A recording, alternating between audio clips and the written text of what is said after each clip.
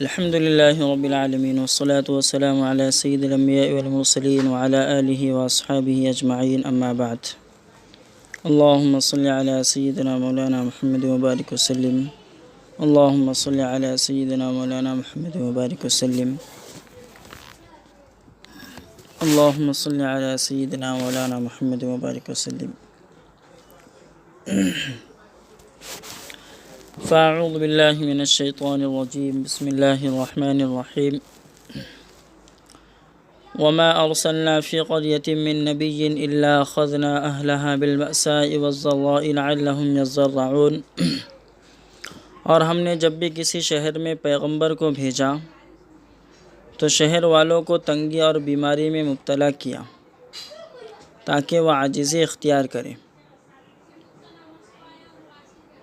ثم بدلنا مكان السيئة الحسنة حتى عفوا وقالوا قد مس آباءنا الضراء والسراء فأخذناهم بغتة وهم لا يشعرون، پھر ہم نے بدحالی کی جگہ خوشحالی پیدا کر دی یہاں تک کہ انہیں خوب ترقی حاصل ہوئی، اور وہ کہنے لگے ہمارے باپ دادا کو بھی تو تکلیف اور راحت پیش آئی تھی، اس لیے یہ کوئی اہم بات نہیں، چنانچہ ہم نے ان کو اچانک ہی پکڑ لیا، حالانکہ ان کو اس کا گمان تک نہ تھا۔ سورہ اعراف چل رہی ہے، آیت نمبر 94 اور 95 پڑھی گئی، 94 اور 95۔ اس آیت میں اللہ فرما رہے ہیں کہ نہ نعمتوں کی وجہ سے ان میں شکر کا جذبہ پیدا ہوا، نہ آزمائشوں کی وجہ سے اللہ کا ڈر آزمائشوں کی وجہ سے پیدا بھی نہیں ہوا، اور جب اللہ نے ان پر نعمتیں کی نچھاور کر دی تھی تب بھی ان نعمتوں پر شکر کا جذبہ بھی پیدا نہیں ہوا، تب ان پر عذاب آیا۔ وَلَوْ أَنَّ أَهْلَ الْقُرَىٰ آمَنُوا وَاتَّقَوْا لَفَتَحْنَا عَلَيْهِمْ بَرَكَاتٍ مِّنَ السَّمَاءِ وَالْأَرْضِ وَلَٰكِنْ كَذَّبُوا فَأَخَذْنَاهُمْ بِمَا كَانُوا يَكْسِبُونَ، اور اگر شہر کے لوگ ایمان لے آتے اور اللہ کی نافرمانی سے بچتے تو ہم ان پر آسمان و زمین سے برکتیں کھول دیتے۔ معلوم ہوا کہ اللہ کی فرما برداری آخرت کی کامیابی کے علاوہ دنیا میں بھی برکتوں کا اور اللہ کی نعمتوں کا سبب ہے۔ وَلَٰكِنْ كَذَّبُوا فَأَخَذْنَاهُمْ بِمَا كَانُوا يَكْسِبُونَ، لیکن انہوں نے جھٹلایا تو ہم نے بھی ان کو ان کی حرکتوں کی وجہ سے پکڑ لیا۔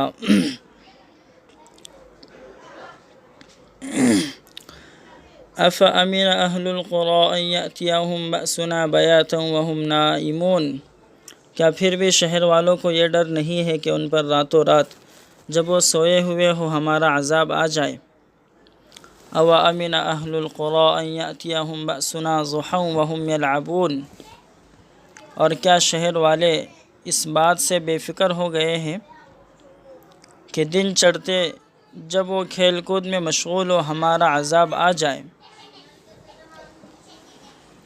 یعنی اللہ تعالیٰ کا عذاب دن میں بھی آ سکتا ہے اور رات میں بھی، ایسا عذاب بھی آ سکتا ہے کہ پوری قوم کو تباہ و برباد کر دے اور اس کی جگہ کسی نئی قوم کو بسا دیا جائے، جس کی مثال لوگوں کے سامنے ہے کہ پہلے اس زمین پر دوسرے لوگ آباد تھے، اب ان کی جگہ تم آباد ہو، تو اسی طرح اللہ تعالیٰ تم کو ہٹا کر دوسروں کو آباد کرنے پر بھی قادر ہے۔ أَفَأَمِنُوا مَكْرَ اللَّهِ، کیا وہ اللہ کی تدبیر سے بے فکر ہو گئے ہیں؟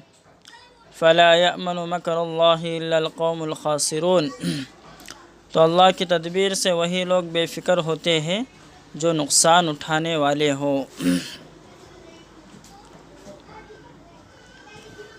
خواجہ حسن بصری رحمۃ اللہ علیہ نے خوب فرمایا ہے کہ مومن اللہ کی فرما برداری کرتا ہے پھر بھی اللہ سے ڈرتا رہتا ہے، اور فاجر اور بدکار شخص گناہ پر گناہ کیے جاتا ہے پھر بھی مطمئن رہتا ہے جیسے اس نے کچھ کیا ہی نہ ہو۔ تو اس لیے اس آیت میں فرمایا کہ ایمان والا اللہ کے ڈر سے بے فکر نہیں ہوتا، بلکہ نیک اعمال کرتے کرتے ڈرتا رہتا ہے کہ کہیں منہ پر مار نہ دیا جائے، رد نہ کر دیا جائے۔ ان آیتوں کا خلاصہ یہ ہے کہ اللہ نے نبی بھیجا، جب بھی کسی قوم میں بستی میں نبی بھیجا اور اس بستی والوں نے نبی کی بات کو نہیں مانا تو اللہ نے ان کو بدحالی کے اندر، تنگی کے اندر مبتلا کر دیا تاکہ وہ گڑ گڑائے اور اللہ سے لو لگائے، لیکن ان کا الٹا حال ہوا اور وہ اس کے بجائے اور زیادہ سرکشی کرنے لگے تو اللہ نے ان کو اچانک پکڑ لیا۔ ان آیتوں کا یہ خلاصہ بتا دیا گیا۔ آگے فرمایا آیت نمبر 100،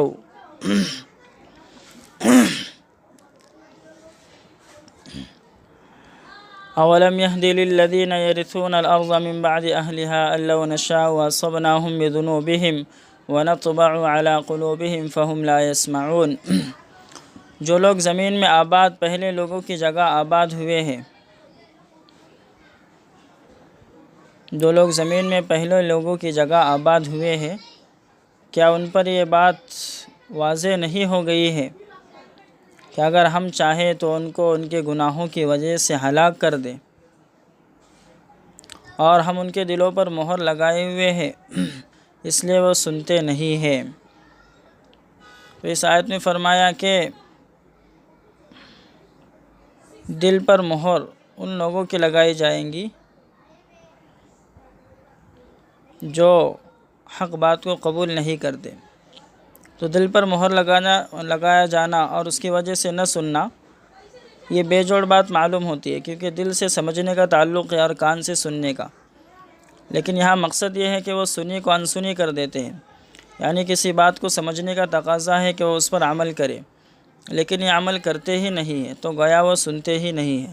عمل کرنے کی نیت سے سنے تو بات سمجھ میں آ جائے اور عمل کرنے کی توفیق ہو۔ آگے فرمایا وَتِلْكَ الْقُرَىٰ نَقُصُّ عَلَيْكَ مِنْ أَنْبَائِهَا۔ اللہ تعالیٰ کے ان شہروں کے کچھ واقعات ہم آپ سے بیان کر رہے ہیں۔ وَلَقَدْ جَاءَتْهُمْ رُسُلُهُمْ بِالْبَيِّنَاتِ، صورت حال یہ تھی کہ ان کے پاس ان کے پیغمبر کھلی ہوئی دلیلیں لے کر آ چکے تھے۔ فَمَا كَانُوا لِيُؤْمِنُوا بِمَا كَذَّبُوا مِن قَبْلُ، مگر چونکہ وہ پہلے جھٹلا چکے تھے اس لیے ایمان نہ لانے پر اڑے رہے۔ كَذَلِكَ يَطْبَعُ اللَّهُ عَلَى قُلُوبِ الْكَافِرِينَ، اسی طرح اللہ کفر کرنے والوں کے دلوں پر مہر لگا دیتے ہیں۔ اللہ تعالیٰ کے اس ارشاد میں انسان کی ایک نفسیاتی کمزوری کا بیان ہے، اور وہ یہ کہ انسان کے لیے اکثر اوقات ضد اور اپنی کہی ہوئی بات کو وقار کا سبب بنا لینا حق کو قبول کرنے میں رکاوٹ بن جاتا ہے۔ انسان ضد کی وجہ سے حق بات کو قبول نہیں کرتا، اور انسان جو بات ایک دفعہ ناسمجھی میں کہہ دیتا ہے اس پر اڑا رہتا ہے۔ علماء ربانی کی شان یہ ہے کہ جب بھی ان پر سچائی واضح ہو جاتی ہے اور وہ اپنی غلطی کو محسوس کر لیتے ہیں تو اپنی بات سے رجوع کر لیتے ہیں، واپس اپنی بات کو لے لیتے ہیں۔ اس لیے فقیہوں اور دین کے اندر اجتہاد کرنے والے، مسائل کا گہرا علم رکھنے والے فقہا کے یہاں بہت سے اقوال ملتے ہیں کہ جن سے انہوں نے بعد میں رجوع کر لیا۔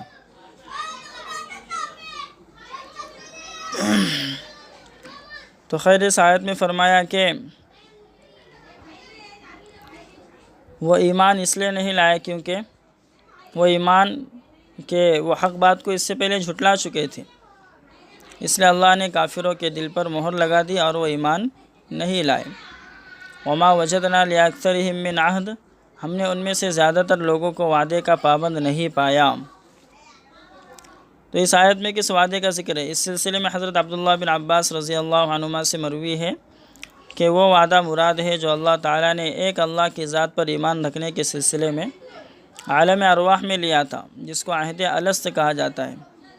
اس وعدے کا اثر انسان کی فطرت میں موجود ہے، اور اس لیے گنہگار سے گنہگار انسان بھی مصیبت کے وقت اللہ کی طرف رجوع کرتا ہے، لیکن شرک کرنے والے لوگ اس وعدے کو اور فطرت کی آواز کو نظر انداز کر کے شرک کرتے جا رہے ہیں۔ حضرت عبداللہ بن مسعود رضی اللہ عنہ کی رائے ہے کہ انسان مصیبت کے وقت اللہ کے حکم پر قائم رہنے کا وعدہ کرتا ہے اور جب مصیبت دور ہو جاتی ہے تو پھر سرکشی اور نافرمانی کا راستہ اختیار کر لیتا ہے۔ یہی وعدہ مراد ہے۔ حسن بصری رحمۃ اللہ علیہ سے منقول ہے کہ ہر پیغمبر اپنی امت سے توحید اور اعمال صالح پر یعنی نیک عمل پر قائم رہنے اور شرک و نافرمانی سے اپنے آپ کو بچانے کا وعدہ کرتا ہے، لیکن ان پیغمبروں کے رخصت ہونے کے بعد امت اس پر قائم نہیں رہتی ہے۔ تو اس آیت میں اسی وعدے خلافی کی طرف اشارہ ہے کہ وما وجدنا لأکثرہم من عہد، ہم نے ان میں سے زیادہ تر لوگوں کو وعدے کا پابند نہیں پایا۔ وَإِن وَجَدْنَا أَكْثَرَهُمْ لَفَاسِقِينَ، اور ہم نے ان کی اکثریت کو نافرمان ہی پایا ہے۔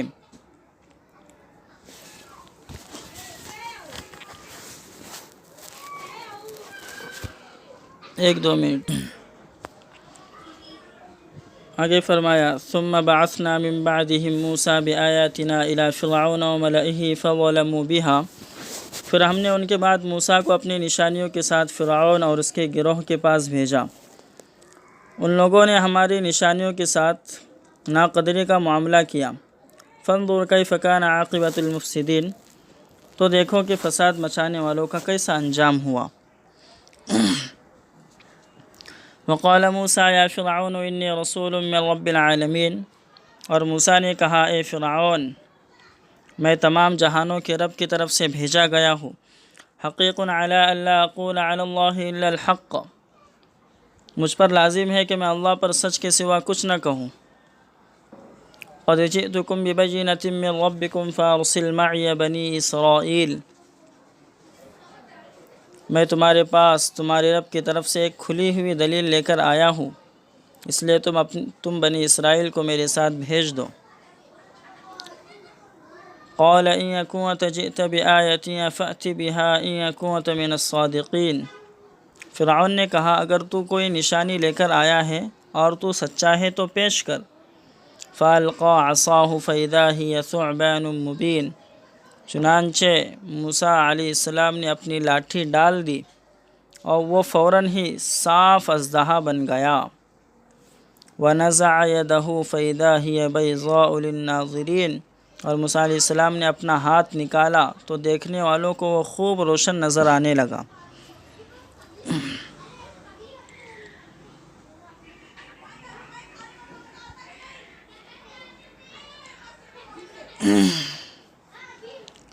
تفسیر یہ ہے کہ اس صورت میں 6 قوموں کے واقعات پہلے آ چکے ہیں جن میں اللہ تعالیٰ نے اپنے پیغمبر بھیجے۔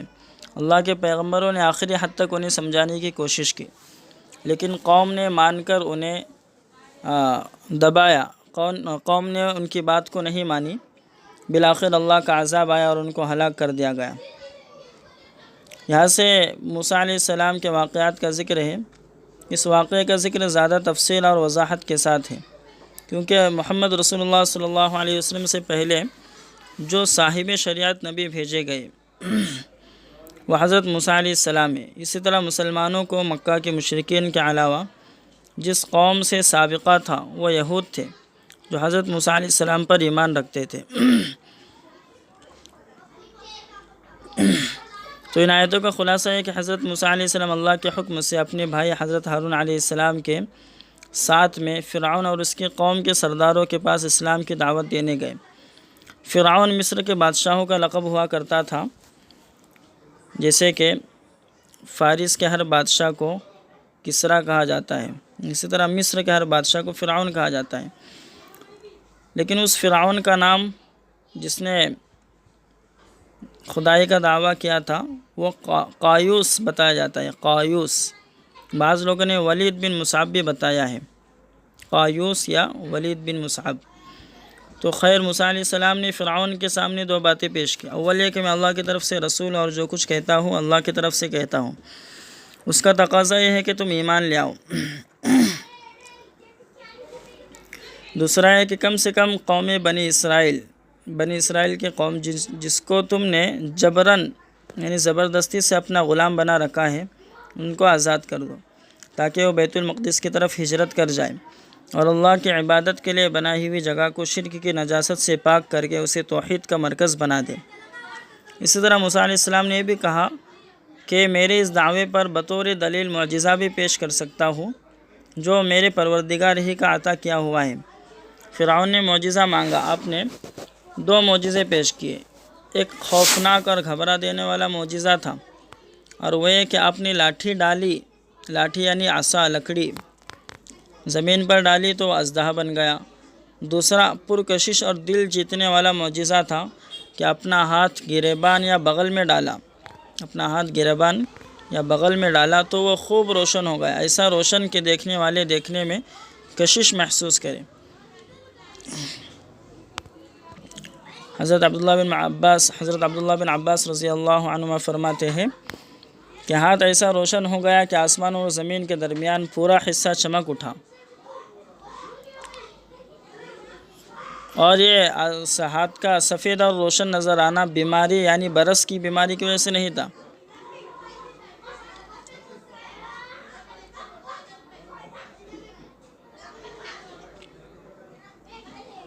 تو یہ دونوں معجزے حضرت موسیٰ علیہ السلام نے فرعون کو بتائے۔ اس زمانے میں جادو کا بڑا غلبہ تھا اور جادوگر مختلف کرتب دکھایا کرتے تھے، اس لیے حضرت موسیٰ علیہ السلام کو ان کے کرتب سے ملتا جلتا معجزہ عطا کیا گیا۔ فرعون کے لوگوں نے اس کو معجزے کے بجائے جادو قرار دیا اور عوام کی تائید حاصل کرنے کے لیے کہا کہ اس کا مقصد تم کو تمہارے ملک سے نکال دینا اور مصر پر قبضہ کر لینا ہے۔ فرعون کے درباریوں نے مشورہ دیا کہ الگ الگ علاقوں سے ماہر جادوگر بلائے جائیں اور پھر موسیٰ علیہ السلام سے ان کا مقابلہ ہو۔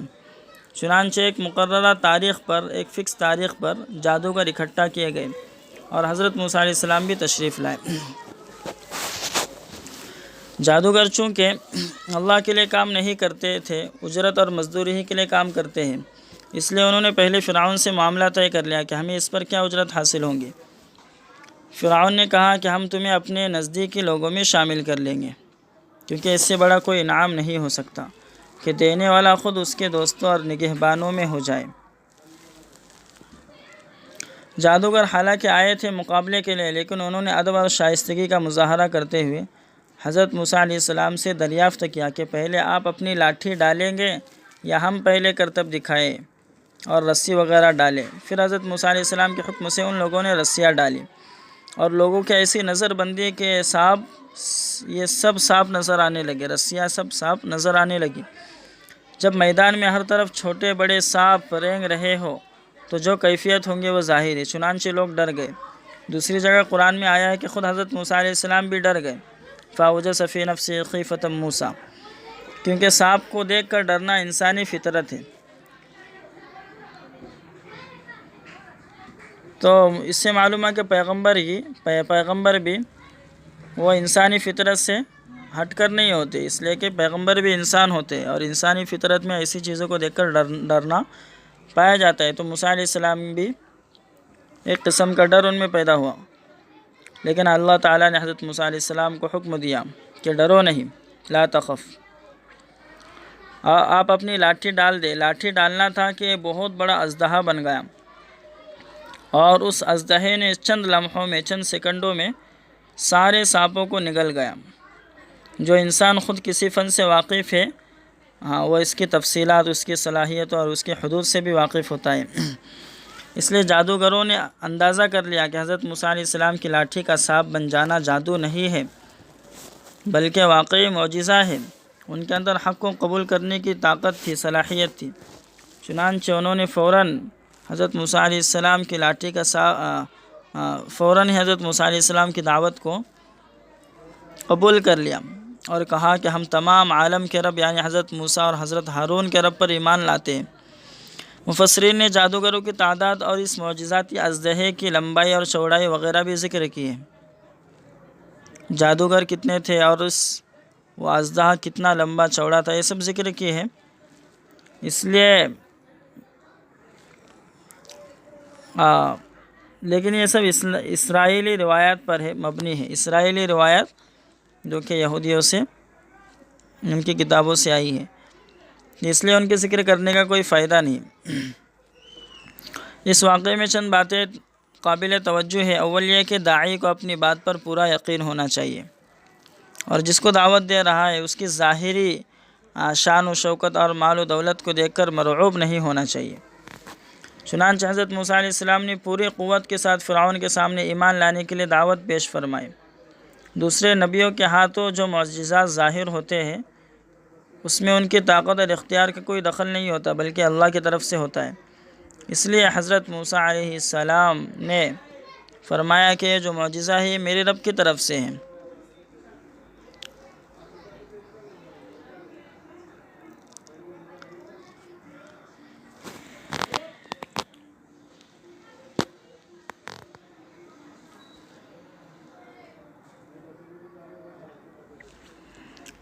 جادو حق ہے۔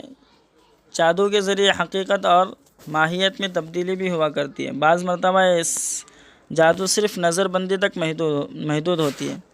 اس واقعے میں بھی جادوگروں نے جو رسیاں ڈالی تھی وہ صرف نظر کا دھوکہ تھا۔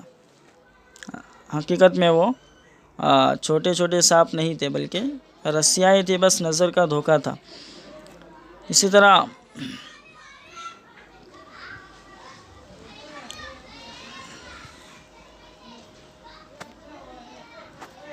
حضرت موسیٰ علیہ السلام کے ذریعے ظاہر ہونے والے اس معجزے کو مسمرزم کہنا، یہ سمجھنا کہ کسی چیز میں پارا بھر دیا گیا تھا اور آگ پر رکھنے کی وجہ سے اس میں حرکت پیدا ہو گئی تھی، درست نہیں، کیونکہ یہ تو ایک عام نوعیت کا واقعہ ہوتا اور ایسا کرتب ہوتا جو مداری بازار کے اندر دکھاتے پھرتے ہیں۔ اگر نبی کا معجزہ بھی ایسا ہی ہوتا تو اسے اس اہتمام سے بیان کرنے کی کیا ضرورت ہوتی، اور پھر لوگ اس منظر کو دیکھ کر کیوں متاثر ہوتے اور ایمان لاتے۔ پھر آگے فرمایا قالوا یا موسیٰ اما ان تلقی و اما ان نکون نحن الملقین۔ اچھا، اس سے پہلے قال الملأ من قوم فرعون ان هذا لساحر علیم۔ فرعون کی قوم میں سے سرداروں نے کہا بے شک یہ بڑا ماہر جادوگر ہے۔ یرید ان یخرجکم من ارضکم فماذا تأمرون۔ تم کو تمہاری سرزمین سے نکال دینا چاہتا ہے، لہٰذا تم لوگوں کا کیا مشورہ ہے؟ قالوا ارجه واخاه وارسل فی المدائن حاشرین۔ لوگوں نے کہا موسیٰ کو اور اس کے بھائی کو مہلت دیجیے اور شہروں میں جمع کرنے والوں کو بھیجیے۔ یأتوک بکل ساحر علیم، جو تمام ماہر جادوگروں کو آپ کے پاس اکٹھا کر کے لے آئے۔ وجاء السحرة فرعون قالوا ان لنا لاجرا ان كنا نحن الغالبین۔ اور آخرکار بہت سے جادوگر فرعون کے پاس حاضر ہو گئے۔ انہوں نے پوچھا کہ اگر ہم غالب آ گئے تو کیا ہمیں انعام بھی ملے گا؟ قال نعم وانکم لمن المقربین۔ فرعون نے کہا ہاں، اور تم یقیناً ہمارے قریبی لوگوں میں شمار کیے جاؤ گے، یعنی تمہارا انعام یہی ہے کہ تم ہمارے نزدیکی لوگوں میں شمار کیے جاؤ گے۔ قالوا یا موسیٰ اما ان تلقی و اما ان نکون نحن الملقین۔ جادوگروں نے پوچھا اے موسیٰ پہلے تم اپنی لاٹھی ڈالو گے یا پہلے ہم رسی لاٹھی وغیرہ ڈالیں؟ قال القوا، موسیٰ نے کہا تم ڈالو۔ فلما القوا سحروا اعین الناس واسترهبوهم وجاءوا بسحر عظیم۔ اور پھر جب ان لوگوں نے ڈالا تو لوگوں کی نگاہوں کو متاثر کر دیا اور انہیں خوف زدہ کر دیا اور بڑے پائے کا جادو کر کے دکھایا۔ اوحینا الی موسیٰ ان الق عصاک، اور ہم نے موسیٰ کو پیغام دیا کہ اپنی لاٹھی ڈال دو۔ فاذا ہی تلقف ما یأفکون، تو اچانک یوں ہوا کہ یہ ان کے سارے کرتب کو نگلنے لگا۔ فوقع الحق وبطل ما كانوا يعملون، چنانچہ حق ظاہر ہو گیا اور ان کی تمام محنتیں بیکار گئی۔ فغلبوا هنالك وانقلبوا صاغرین، اس طرح یہاں جادوگر مغلوب ہو گئے یعنی ہار گئے، رسوا ہو کر واپس ہوئے۔ وَأُلْقِيَ السَّحَرَةُ ساجدین، اور سجدے میں گر پڑے۔ قالوا آمنا برب العالمین، اور بول اٹھے کہ ہم تمام جہانوں کے رب پر ایمان لائے۔ رب موسیٰ و ہارون، جو موسیٰ اور ہارون کا رب ہے۔ قال فرعون آمنتم به قبل ان آذن لکم، فرعون نے کہا اس سے پہلے کہ میں تمہیں اجازت دوں تم موسیٰ و ہارون کے رب پر ایمان لائے۔ إن هذا لمكر مكرتموه في المدينة لتخرجوا منها أهلها۔ یہ ایک بنا بنایا پروگرام ہے جو تم لوگوں نے شہر میں بنا لیا تھا تاکہ یہاں سے اس کے اصل رہنے والوں کو نکال دو۔ فسوف تعلمون، تو عن قریب تم اس کا انجام جان لو گے۔ لأقطعن أيديكم وأرجلكم من خلاف ثم لأصلبنكم أجمعين، میں تم لوگوں کے الٹے ہاتھ پاؤں کاٹ ڈالوں گا، پھر تم سبوں کو سولی پر چڑھا دوں گا۔ قالوا انا الى ربنا منقلبون، جادوگروں نے کہا ہمیں تو اپنے پروردگار کی طرف واپس ہونا ہی ہے۔ وما تنقم منا الا ان آمنا بآیات ربنا لما جاءتنا، تم ہمیں محض اس بات کی سزا دے رہے ہو کہ جب ہمارے رب کی نشانیاں ہمارے سامنے آ گئی تو ہم ان پر ایمان لے آئے۔ ربنا افرغ علینا صبرا وتوفنا مسلمین، یہ ہمارے رب ہمیں صبر کی قوت عطا فرمائیے اور ہمیں اسلام کی حالت میں اٹھائیے۔ تفسیر ہے کہ فرعون ایک ذہین حکمراں تھا، اس نے اپنے ہی بلائے ہوئے جادوگروں کو مسلمان ہوتے ہوئے دیکھ کر اپنا داؤ بدلا اور کہنے لگا کہ اصل میں یہ ایک سازش ہے جو تم نے آپس میں مل کر تیار کی ہے تاکہ اس شہر کے اصل رہنے والوں کو نکال باہر کرو اور اس پر تم قبضہ جماؤ۔ چنانچہ اس نے کہا کہ پہلے تو ہم ان جادوگروں سے نمٹیں گے اور ان کی سزا متعین کی کہ ہم الٹے ہاتھ پاؤں کاٹ دیں گے، سیدھا ہاتھ اور الٹا پاؤں، یا پھر سیدھا پاؤں اور الٹا ہاتھ، کہ اس طرح ان کی موت تکلیف دینے والی ہوں گی، پھر انہیں سولی پر چڑھا دیں گے تاکہ دوسرے لوگوں کو عبرت ہو۔ لیکن ایمان کا نشہ ایسا ہے کہ جو چڑھنے کے بعد اترتا نہیں، اس لیے ان نو مسلم جادوگروں نے کہا کہ تم اپنے ناپاک ارادوں کو شوق سے پورا کر لو، ہم تو ایمان پر قائم رہیں گے، کیونکہ ہماری موت سولی پر ہو یا نرم بستر پر، ہمیں جانا اللہ ہی کے پاس ہے، اور تم محض اللہ تعالیٰ پر ایمان لانے کی وجہ سے ہمارے ساتھ یہ ظلم کر رہے ہو، تو یقیناً ہم آخرت میں اللہ تعالیٰ کی رضا کو پائیں گے۔ پھر انہوں نے اللہ تعالیٰ سے دعا کی کہ ہمیں اس آزمائش پر صبر کی قوت عطا فرما اور ایمان پر ثابت قدم رکھتے ہوئے دنیا سے اٹھا۔ اس سے معلوم ہوا کہ انبیاء کرام علیہم السلام کی چند لمحوں کی صحبت بھی دل کی دنیا کو بدل دیتی ہے اور انسان کو مومن کامل بنا دیتی ہے۔ جب ہی تو اتنے کم وقت میں ان نو مسلموں میں ایسی استقامت پیدا ہو گئی، اس سے صحابہ کرام رضی اللہ عنہم کا مقام اور ان کی عظمت کا اندازہ کیا جا سکتا ہے، جن کو رسول اللہ صلی اللہ علیہ وسلم کی صحبت سے فائدہ حاصل کرنے کا موقع ملا تھا۔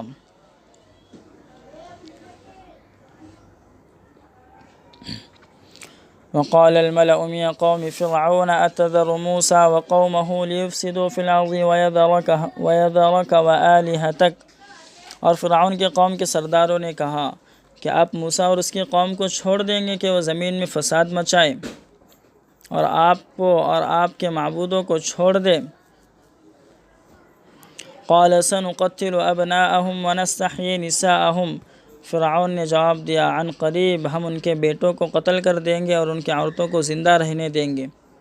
وَإِنَّا فَوْقَهُمْ قَاهِرُونَ، اور ہم تو ان کے اوپر غالب ہی ہیں۔ تفسیر ہے کہ فرعون کی قوم نے کہا کہ یہ حشر تو آپ نے جادوگروں کا کیا ہے، جن کا قصور صرف اتنا ہے کہ وہ موسیٰ کے پیچھے چل رہے ہیں، لیکن خود موسیٰ اور اس کی قوم کو یوں ہی چھوڑ دیں گے۔ ان کے مطالبے پر فرعون نے ان کے لیے سزا مقرر کی کہ ہم ان کے مردوں کو قتل کر دیں گے، عورتوں کو چھوڑ دیں گے تاکہ وہ تمہاری خدمت اور لطف اندوزی کے کام آئے۔ نستحیی نساءہم کا ایک مطلب یہ بھی بتایا گیا کہ ہم ان کی عورتوں کو بے آبرو کریں گے، اور بنی اسرائیل چونکہ ہمارے قابو میں ہے اس لیے ان کے بارے میں ہمیں ڈرنے کی ضرورت نہیں۔ اس آیت میں ایک قابل توجہ بات یہ ہے کہ اس میں فرعون کے خداؤں کا ذکر کیا گیا ہے، جبکہ قرآن میں دوسری جگہ فرعون کا قول نقل کیا گیا ہے کہ تم لوگوں کا میرے سوا کوئی خدا نہیں، اور ایک جگہ خود فرعون نے کہا ہے کہ میں تمہارا سب سے بڑا رب ہوں، انا ربکم الاعلی۔ تو اس سے معلوم ہوا کہ اگرچہ لوگ فرعون کی پوجا کرتے تھے لیکن خود فرعون بعض مخلوقات کی پوجا کیا کرتا تھا۔ حسن بصری رحمۃ اللہ علیہ سے مروی ہے کہ وہ بتوں کو پوجتا تھا، اور سلیمان تیمی سے منقول ہے کہ بچھڑے کا پجاری تھا۔ تو ممکن ہے کہ اسی کو دیکھتے ہوئے بعد میں خود بنی اسرائیل بچڑے کی پوجا کرنے لگے ہوں۔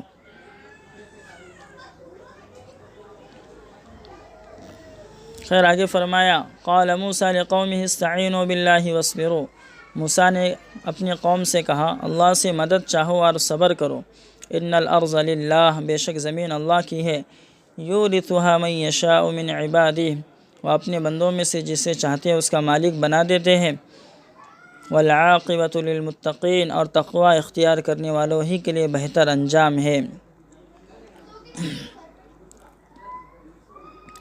قالوا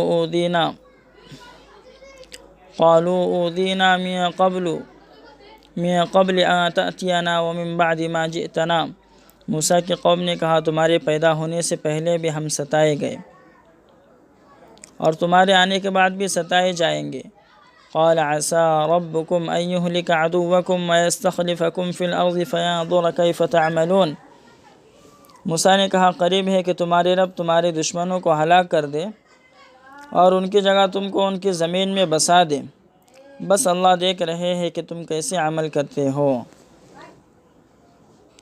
تفسیر ہے کہ اب حضرت موسیٰ علیہ السلام نے اپنی قوم بنی اسرائیل کو تلقین کی کہ فرعون کی طرف سے جو آزمائش آئی ہے اس پر صبر سے کام لو تو اللہ تعالیٰ اس سرزمین پر بھی تم کو حکومت عطا کریں گے۔ لیکن بنی اسرائیل ایسی نافرمان قوم تھی کہ وہ حضرت موسیٰ علیہ السلام کی نصیحت پر لبیک کہنے کی بجائے الٹے حضرت موسیٰ علیہ السلام ہی کو برا بھلا کہنے لگی کہ تمہارے پیدا ہونے سے پہلے بھی یہ مصیبت آئی تھی کہ ہمارے لڑکوں کو قتل کر دیا جاتا تھا اور لڑکیوں کو زندہ چھوڑ دیا جاتا تھا، اور تمہاری وجہ سے پھر یہی مصیبت آ رہی ہے۔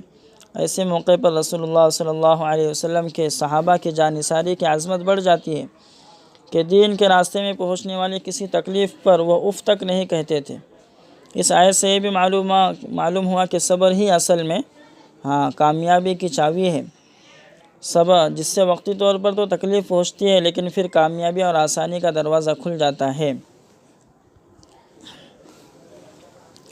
وَلَقَدْ أَخَذْنَا آلَ فِرْعَوْنَ بِالسِّنِينَ وَنَقْصٍ مِّنَ الثَّمَرَاتِ لَعَلَّهُمْ يَذَّكَّرُونَ، اور ہم نے قحط اور پیداوار کی کمی کے ذریعے فرعون کے لوگوں کی پکڑ کی شاید کہ وہ نصیحت حاصل کرے۔ فَإِذَا جَاءَتْهُمُ الْحَسَنَةُ قَالُوا لَنَا هَٰذِهِ، تو جب ان پر بہتر حالات آتے تو کہتے یہ تو ہمارا حق ہے۔ وَإِن تُصِبْهُمْ سَيِّئَةٌ يَطَّيَّرُوا بِمُوسَىٰ وَمَن مَّعَهُ، اور اگر ان پر کوئی مصیبت آتی ہے تو موسیٰ اور اس کے ساتھیوں کی نحوست قرار دیتے۔ أَلَا إِنَّمَا طَائِرُهُمْ عِندَ اللَّهِ وَلَٰكِنَّ أَكْثَرَهُمْ لَا يَعْلَمُونَ، سن لو خبردار یقیناً ان کی تقدیر اللہ ہی کے ہاتھ میں ہے، نہ کہ موسیٰ اور ان کے ساتھیوں کی نحوست۔ تفسیر یہ ہے کہ حضرت عبداللہ بن عباس رضی اللہ عنہما نے طائر کا معنی تقدیر سے کیا ہے،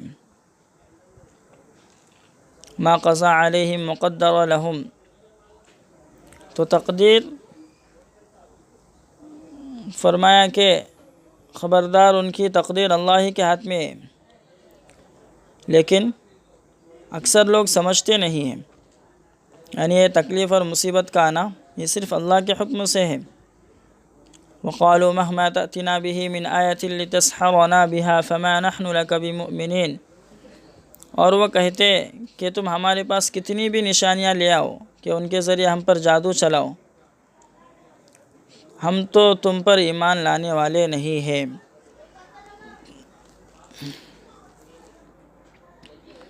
تو اب اللہ تعالیٰ نے فرعون اور اس کی قوم کے ظلموں کا بدلہ لینا شروع کیا۔ سب سے پہلے فرعون کے جو ماننے والے تھے ان پر اور فرعون پر قحط کا عذاب نازل کیا گیا۔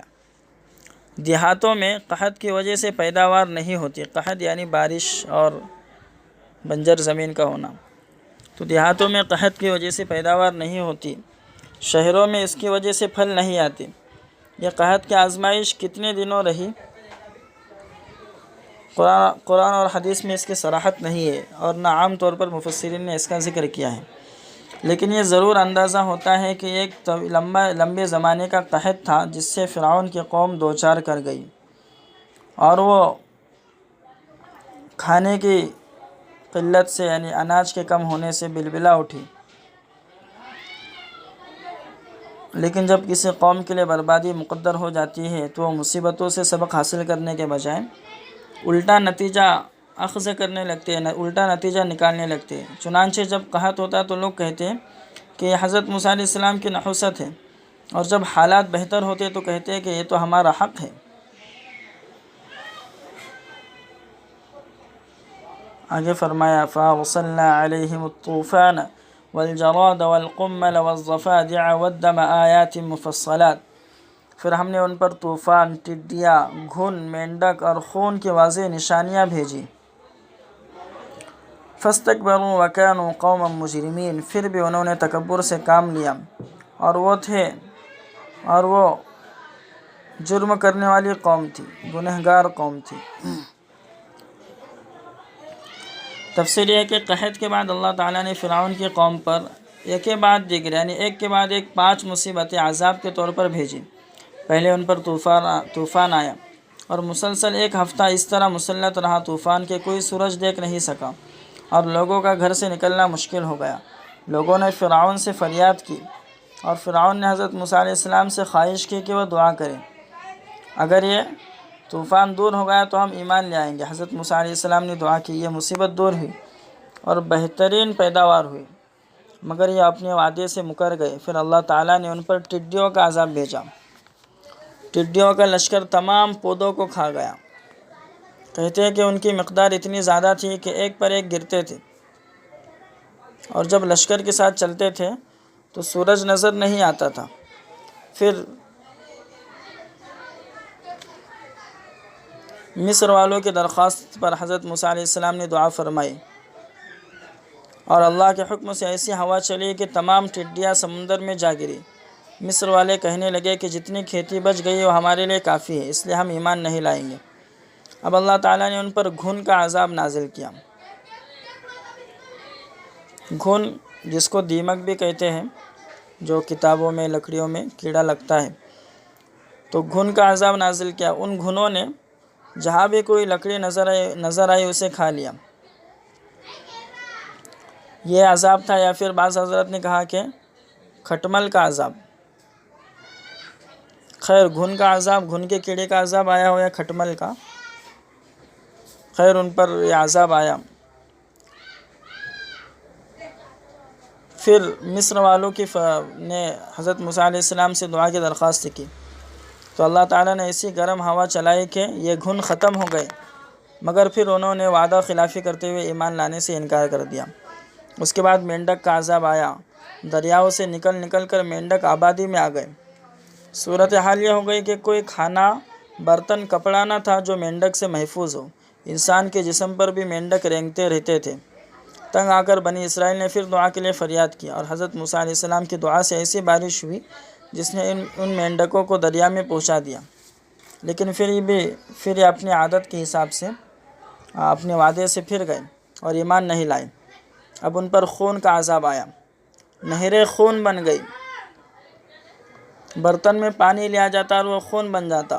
7 دن تک یہی کیفیت رہی۔ پھر ان کی خواہش پر حضرت موسیٰ علیہ السلام نے دعا کی اور یہ عذاب ٹلا، لیکن فرعون کی قوم کی سرکشی اور بدعہدی یعنی وعدہ خلافی کا یہ حال تھا کہ وہ ہر بار وعدہ کرتی اور جب مصیبت دور ہو جاتی تو پھر اپنے پرانے طریقے پر لوٹ آتی۔ مفسرین نے نقل کیا ہے کہ ان میں سے ہر عذاب ان پر 1 ہفتے تک رہا، اور ایک عذاب کے ختم ہونے اور دوسرے کے شروع ہونے کے درمیان 1 مہینے کا ٹائم ہوتا۔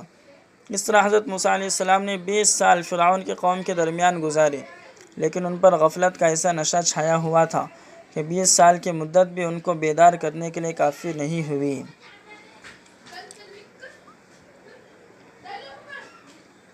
وَلَمَّا وَقَعَ عَلَيْهِمُ الرِّجْسُ قَالُوا يَا مُوسَى ادْعُ لَنَا رَبَّكَ بِمَا عَهِدَ عِندَكَ، اور جب ان پر عذاب آتا تو کہتے اے موسیٰ ہمارے حق میں اپنے رب سے اس وعدے کی بنا پر دعا کرو جو تمہارے رب نے تم سے کر رکھا ہے۔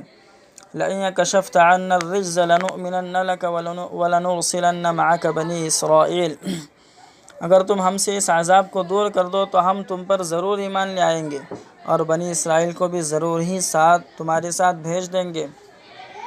فلما کشفنا عنہم الرجز الی اجل ہم بالغوہ اذا ہم یانکثون، پھر جب ہم ان سے ایک مدت کے بعد جو ان کے لیے مقدر تھی عذاب کو ہٹا لیتے تو وہ وعدے سے مکر جاتے تھے۔ تفسیر ہے کہ فرعون پر آخری تباہ کن عذاب آنے سے پہلے آخری تنبیہ کے طور پر ایک ہلاک کرنے والا عذاب طاعون پلیگ کا عذاب آیا۔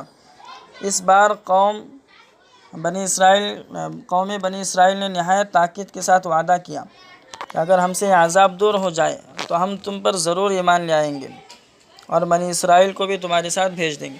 چنانچہ حضرت موسیٰ علیہ السلام نے دعا کیا اور یہ عذاب بھی ان سے ہٹا دیا گیا، طاعون کا عذاب، تاکہ ان کے اس آخری وعدے کو بھی آزما لیا جائے۔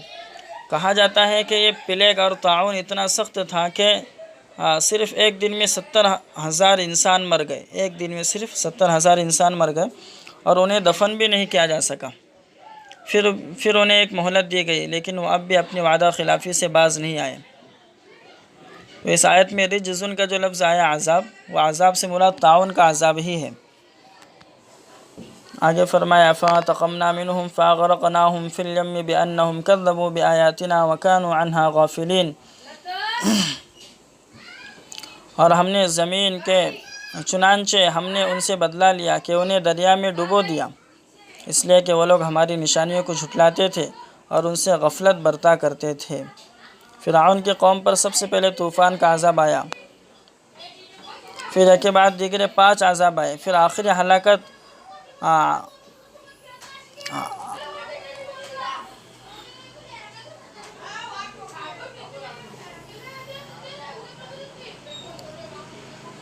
فرعون کی قوم پر سب سے پہلے طوفان کا عذاب آیا، پھر ایک کے بعد دیگرے کھٹمل کا اور خون کا اور مینڈک کا عذاب آیا اور طاعون کا عذاب آیا۔ جب اس کے باوجود ان کی سرکشی میں کوئی فرق نہیں آیا تو آخر انہیں ڈبو دیا گیا، یہاں تک کہ فرعون اور اس کی پوری قوم جو قبطی کہلاتی تھی نیست و نابود کر دی گئی۔ آگے فرمایا وَأَوْرَثْنَا الْقَوْمَ الَّذِينَ كَانُوا يَسْتَضْعَفُونَ مَشَارِقَ الْأَرْضِ وَمَغَارِبَهَا الَّتِي بَارَكْنَا فِيهَا وَتَمَّتْ كَلِمَةُ رَبِّكَ الْحُسْنَى عَلَى بَنِي إِسْرَائِيلَ بِمَا صَبَرُوا وَدَمَّرْنَا مَا كَانَ يَصْنَعُ فِرْعَوْنُ وَقَوْمُهُ وَمَا كَانُوا يَعْرِشُونَ، اور ہم نے زمین کے تمام مشرق اور مغرب جس میں ہم نے برکتیں رکھی تھی اس کا مالک اس قوم کو بنا دیا جن کو کمزور سمجھا جاتا تھا، اور آپ کے رب کا بہترین وعدہ بنی اسرائیل کے حق میں پورا ہوا کیونکہ انہوں نے صبر سے کام لیا تھا۔ اسی طرح فرعون اور اس کی قوم کے لوگوں کی صنعتوں اور بلند بالا عمارتوں کو ہم نے تباہ و برباد کر ڈالا۔ یعنی اللہ تعالیٰ کی سنت یہی ہے کہ اس دنیا میں کسی ایک قوم کا اقتدار ہمیشہ باقی نہیں رہتا، کیونکہ جب کوئی قوم مسلسل حکمراں یا دولت مند رہتی ہے تو اس میں ظلم، تکبر، عیش پرستی اور بہت سی برائیاں پیدا ہو جاتی ہیں۔ چنانچہ اللہ تعالیٰ نے اپنی اسی سنت کے مطابق فرعون اور اس کی قوم کو تو تباہ کر دیا، اور بنی اسرائیل جو نہایت دبے کچلے تھے، یہاں تک کہ ان کی اولاد کو بے دردی سے قتل کر دینا بھی کوئی جرم نہیں تھا، انہیں حکومت اور اقتدار سے نوازا گیا۔ اس میں موجودہ زمانے کے مسلمانوں کے لیے سبق ہے کہ گزشتہ 200-300 سال سے دنیا پر مغربی قوتوں اسلام کے دشمنوں کا جو غلبہ چھا رہا ہے اس کو دیکھ کر گھبرانا اور احساس محرومی میں مبتلا نہیں ہونا چاہیے۔ چنانچہ رسول اللہ صلی اللہ علیہ وسلم نے فرمایا کہ تم پر قومیں مسلط ہوں گی اور ٹوٹ پڑیں گی، اس لیے تم اپنے دلوں سے بزدلی کو اور دنیا کی محبت کو نکال دو، حدیث کا مفہوم ہے۔ خیر، اللہ تعالیٰ نے اس طرح فرعون اور اس کی قوم کو، جن کو قبطی کہا جاتا ہے، تباہ و برباد کر دیا، اور ان کی جگہ بنی اسرائیل کو، موسیٰ علیہ السلام کی ماننے والی قوم کو حکومت اور اقتدار اور دولت عطا فرمائی۔ آج کی تفسیر کی کلاس یہیں پر مکمل ہوتی ہے۔